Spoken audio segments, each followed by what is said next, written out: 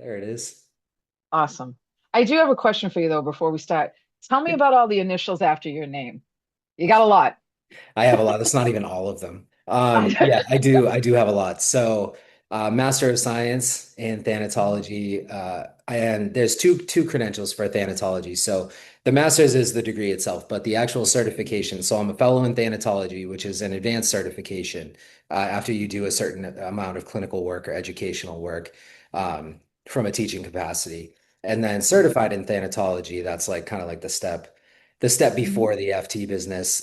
Certified grief coach, then there's also certified funeral service practitioner, and then some other ones just that they don't really apply to like what I do with my life. But yeah, I started once I determined that I wanted to be something more than what I was doing. I was just kind of like, what can I do? And I mean, honestly, a lot of the earlier ones, well, I won't say a lot, but a few of them anyways, are they were just like self-serving. It Yeah, was seeking validation is what it was. Like nobody would really pay attention to you if you didn't do these things. You didn't have an obnoxious, string of letters. And I have to just say, by the way, just to stand up for myself a little bit, I do you not have should. nearly as obnoxious an alphabet after my name as some people. Like I've seen some people on LinkedIn lately that I'm like, I don't think you know what those mean. Because I sure as hell don't know what all of those are. FHGCCNP dash. I'm like, Oh, how did you like? I honestly don't even think I'd want that with my career because I don't know what I wouldn't know how to talk about it. At least I know how I to mean talk the about these ones. I I think the letters after the name are important, but I think it's what you do with the letters after the name, right? Yeah, Like you got to be good at what you do. So I think yeah. it's great though. You Well, got and to I mean, certain they only go so far as like how you actually apply them too. Like it's one thing for me to have any of those things on the tail end of it, but if all it is grandstanding, then it doesn't yeah, really do any good. It's like, well, why are they there? Like I want to make sure that if they're after my name, there's something that I have some kind of practical application for, I that I did the agree. work for, that I can be proud of, but that I can also apply the work. Um, Yeah. and that's the big thing. Yeah, especially for grief. It's funny. I told you I work in a detox now. I'm a Hmm. case manager in a Yeah. detox, and we were talking about grief in one of the groups that came Mhm. up. And it was interesting because I was trying to say to talk to the group and say, you guys are dealing with certain griefs, but like your family's also dealing with Oh grief, yeah. Yeah. and you're here, and it's great that you're here because maybe some of that grief can lift. Yeah. It's a hard thing. It's a hard thing, but I Yeah. I Yep. know that that is something that like folks walk around with in their heart and they don't know how to. We were trying to talk about one gentleman was saying that his father had died and he his mother didn't know how to handle it, and I said, yeah, that's right, because no one ever teaches us like how to handle grief. Yeah. Nobody. So like they want to help you, but they're also grieving and they're not like, so it's this Right. whole thing of and then again, like I said, it's there's this grief of estrangement Hmm. because people can't, it's a hard thing. Someone you love is really struggling and they're sick. It's they're not, there's a loss there of an estrangement. I find that that's a big thing that we deal with, and Yeah. Yeah. we're never Absolutely. taught we're never taught that stuff, No, we're how to not. handle that And kind of stuff. I like the context that you're talking about that within too, because this is something that I can definitely speak to, not even just professionally, but personally about. I know that when I was struggling and I was in and out of recovery centers, and just overall not doing well, I honestly didn't have any concept of the wreckage that existed outside of the facilities for my Yeah, family and my friends and the ones who stood by me somehow, and the ones who were like, hey, we need to do right by ourselves and our family. Like, we need to just take a step back here. Like, when yeah, you're deep in the throes of addiction, it's the selfishness of an addict and an alcoholic is like at its best. It's at its most yeah, volatile state. yeah, So, yeah, I can definitely identify with that. Like, I didn't know the trauma that like I put my family and my friends through, especially my mom yeah, in yeah, particular. Like I had no idea in that moment. And it wasn't until I started working through recovery and got more time to get out of the woods painstakingly, slowly, to crawl out of them, that I started to become much more aware of the impact that my actions were having on other people and the grief yeah, that they have, and yeah, just every phone call could be that I overdosed, which you guys, like, you all had a reason to think that that phone call was going to be the phone call that you got. I gave you all the reason for that. yeah, Um, yeah, but it's what, it's it's that, and I say selfishness, not as a judgment necessarily. Like I can't No, use no, no, that. no, But just no. it's anybody in recovery will tell you how selfish we are when we're not in Hmm. recovery.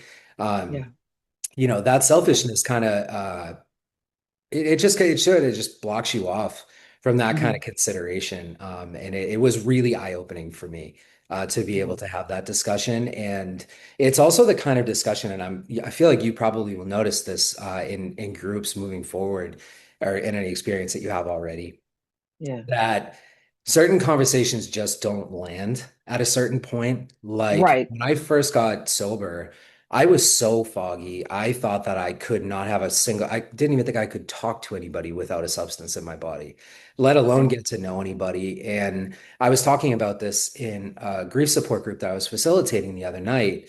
And I was with two like historied people, which I Hmm. didn't know until I mentioned that I'm in recovery. And Yeah. I had just said to them, like, I was so like, I didn't know who I was at the tail end Right. of everything that I had done. I had been using and drinking since I was like 11 years old. So more than half my life to the point where I got sober, I was not, within my brain Yeah. space. Yeah. And on the tail end of that, I'm like, it was terrifying because I don't know what do I like? Like, I know all the things I Right. don't like. I can list you those, no problem. Sober, not Yeah. sober. I know exactly what makes me unhappy. But I don't Hmm. know what I like. I didn't know what my hobbies were. I Yeah. was like trying to date, and people are like, "Oh, like, what do you like to do for fun?" And I'm like, I hate that Right. question. I don't know. I Right. don't Right. know because I haven't done Yeah. anything without that. So it's like, Right. Right. that kind of that period afterwards. That's a really tough period to try to have some of Hmm. these conversations, but it's so important to have them. I take it from the effect of like we're planting seeds, right? So like someone was talking about Mhm. how like they burned all these bridges with their family, and I said, look, I've been family. I'm on Yeah. the side of family. Right. I've lost friends, I've lost family, I've lost coworkers. I mean, Mhm. it really has surrounded my life, and I've seen people get sober and do really well, which always makes me so happy to Yeah. see, Adam, right? But I said to them, look, you're going to have the chance to build that bridge back. Yeah. I said, if your family didn't love you, they wouldn't be pissed. I go, Right. they would write you right off. I Yeah. go, so, like they're angry because A, they can't do anything. They don't know what to do. I Mhm. go, and B, a lot of folks think it's just willpower. We know it's not. It's a bigger disease. Right. I said, but in the meantime, if you can work on yourself and getting to know yourself, then you can go back and build those bridges. But that Mhm. doesn't mean it's done with your family. They just don't know how to handle it, and you don't know how to be with them right now. Right. So, whether that landed, like really landed at the time, because again, Right. folks are in the first 7 days of letting go of a substance or several substances. Many. So I Yeah. understand they're struggling altogether. Hmm. But I want to plant the seed because I know that's very painful for folks. And I'm like, yeah, but Yeah. I've been family and Yeah. I've built bridges back with people again, but I had to take step back from people sometimes. And that Yeah. was really hard. I mean, Of that was course. really, really hard because I was like, well, if I take a step back, are they going to die? Right. You know what I mean? Like, and Yeah. are we going to leave on this? And sometimes I would say to people, hey, like, I love you, but Hmm. I can't watch you do this to yourself. Like, this is so hard for me, and I obviously I can't help you. Like, I learned at that point, Right. it's their journey, but that is so painful, like from the side of the family watching Hmm. someone not be themselves. And Yeah. we've talked to people, and I've talked to people in recovery who are like, I don't like my hobby was doing whatever I was doing, Yeah. Exactly. whatever substance it was, that was my hobby. So now I Right. got to figure out what my hobby is. Right. And but it's great to see people's light come back on. Like I can see Yeah. that. It's just so like, there it is. You know what I mean? There it is. Hmm. It's back. The light's back on. And Yeah. but that's definitely a grief I think a lot of families are dealing Hmm. with, have dealt with, because your person's out there, they're not gone, but they're kind of gone. There's a part of them that's gone Right. that you can't reach. Yeah. And I think for people like for me, I had to go to from I I'm happy to say I went to Al-Anon to try to Hmm. understand, and it really for me it casts a light of like what a lot of this is. Yeah. But that's where and there's all kinds of other recovery programs and things, but I think for me it was until I really sat down and started to educate myself about that Hmm. disease. I had no idea like what folks went through and the Yeah. struggles. And so yeah, I was more on the other side, like, well, why can't you just stop? Hmm. Now I'm like, oh Yeah, my God, like, I know. you can't, Oh, why you didn't we know, think of it's, that? Yeah. yeah, right. Well, right. If like someone said, if that was, if it was that easy, all of us would be out of business. None of us Right, would have, we wouldn't have these recovery centers. right. So but that's a grief, like knowing someone's out there that you love and they're struggling so hard. It's just, there's It nothing you can is. do. Yeah, Yeah. that I think so that falls under my favorite little umbrella of the disenfranchised grief. Yeah. Just it's a non-death loss, right? Like, or Yeah. at least hopefully it stays a non-death loss. Yes. But Yeah. it's Yeah. if you have Absolutely. somebody who's away in a treatment program that maybe is super strict and you don't have access to them. I know I was in a few of Right. those by Yep. necessity. People who are incarcerated. Look at Hmm. the current political climate right now. I guess I'll get up on that soapbox. We'll talk about the That's, immigration fiasco that's happening. mm-hmm. Mm-hmm. A lot of these people are disappearing, and you don't know where they are. You don't get to Yeah. know how they're doing. You don't get to know if they're okay. Um, that is a very extreme example of or to compare it, I guess, would be kind of extreme because my experience was a little bit different. But that feeling of like I know that this person is out there and I need to know that Yeah. they're okay, and I don't know if they're okay. I don't know if they're alive. I don't know if they're well, happy, fulfilled, any of those things. Right. You're grieving the loss of somebody who may kind of still be out there. It's a total mind fuck. Yeah. To try to settle up with that. It really is. Yeah. Because it's like you don't know really what you're grieving. You know that you're grieving the loss of somebody, but am I grieving forever? Am I more like where am I? Like where does this go? Yeah. And this was one thing that was really hard for me as I had driven by a couple of ICE raids in Lynn on my way to work, Mm. which for me, it was the worst way to start a day for me to see that because it really just broke my heart to see what was going on. And Yeah. um, so sorry, 'cause I caught myself off guard with that. That's Yeah, okay. It's, it's so hard to see like these families having their people taken away from them, and then just being like, now what? Now what do we do? right. Like, he went to work that Right. day, he never came home. Right. When it comes to the recovery thing, doubling back to that, if we're talking about people who are in the active throes of addiction, Yeah. you never really know. Like, I haven't heard from Adam in 48 hours. Like, I have a reason to be Hmm. concerned about that. Is he okay? Is he in a hospital? Like, do we need to start calling hospitals, which had happened many Right. times while I was not doing well from family Right. and friends, to try to Hmm. figure out what's going on. Like, that grief exists, whether, the person didn't have to die necessarily, but No. it's that anticipatory that just kind of like, if we're talking about addiction specifically, just to narrow it down, like that anticipatory nature of like, I know it's going to happen. I know it's coming. I haven't heard Mm. from him in 24 hours. Is right now the time? Like it just leaves you on pins and needles Yeah. at all times Yeah. because you Yeah. just never know. You have every reason to think that things will go down the way that you don't want them to. Right. And Yeah. yeah, it's a really It, hard like headspace to be in. It's so hard to get comfortable. It's hard not to be consciously anxious or constantly yeah. just wreck. Right, right. And I think from, to circle back also with like the ice, Mhm. like you said, so someone's going to work and you're afraid, are they going to come home? Or they, Right. like so there's this, and I think for us, that I don't have anybody in my family who's dealing Yeah. with that, but just seeing things on the news and like just Mhm. to even see it, like watch it on TV for me is like really Yeah. like heart wrenching because I sort of put myself in that family's shoes or that Right. person's shoes. You can't. There's no way I can say I can understand that. I'm not saying that, but I'm Yeah, saying it exactly. more from a like as a human connection. Like I'm like, Yeah. oh my God, what if that was my family? Like what would like how? And you feel very helpless. Right. I think watching it because it's what do you do? Yeah, What I do you mean, it do? it also effectively stripped away people's ability to grieve. And I can say that very, very very specifically from experience with my funeral home, in that we had a lot of Oh people yeah, who were afraid to come out to their funerals for their people because their documentation status might have been questionable or not in line or whatever the case is.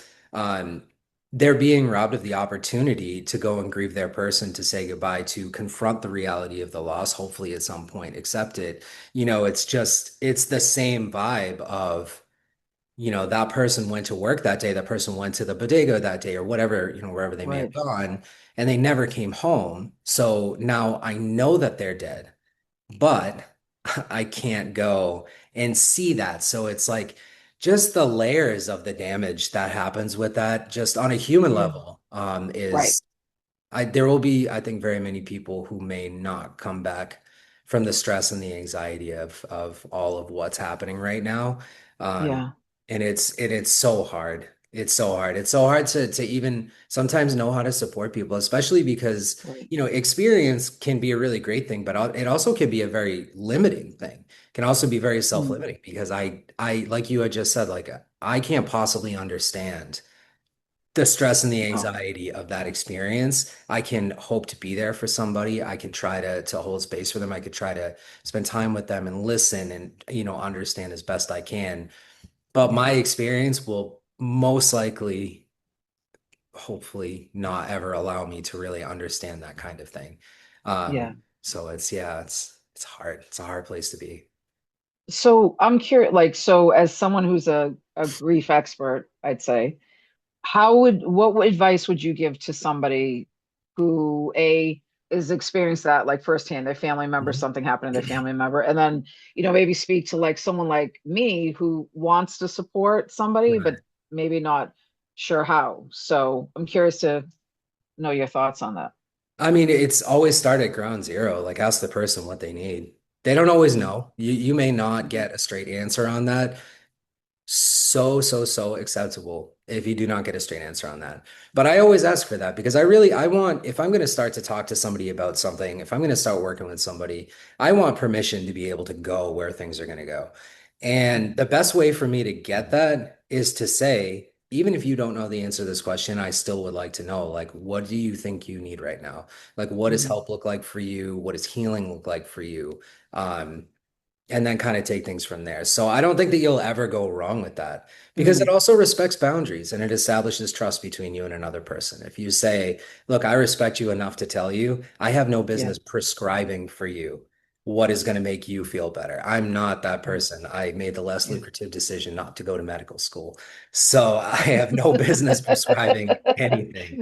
Right, For right. me, I want, when I talk to somebody about this sort of thing, for it to be collaborative because you also want to make sure that the opportunity is there. If the person is like, I don't know what I need, but I know I don't want to talk right now, but I also don't want Yeah. to be alone.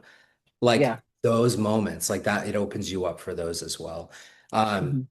I think that I mean it's a long road and with like just the trauma of the ICE situation and just this whole administration as a whole, I think that there's going to be an extremely long road to healing on this. There's no real blueprint for it. I mean, this is literally the most corrupt scenario the country's ever seen. So it's really That's hard to true. sit here and say like this doesn't like Nixon is a fucking choir boy compared to all of this. Like sorry, not sorry, guys. Like he's looking okay all of a sudden. Yeah, His it's reputation frightening. bouncing back compared to this. Yeah. Um, we don't have a blueprint for it, so it's really No. hard. So I think that that's like one of the best things, if not the best thing you can do, is just tell somebody, look, I know that I don't understand what you're going through, and I'm not going to tell you Mhm. that I do, but I do want to be here for you. So how does that look for you? Like, what do you need me to shut up and we can just Yeah. sit and like just be for like a minute? Like, what do you need? Mhm.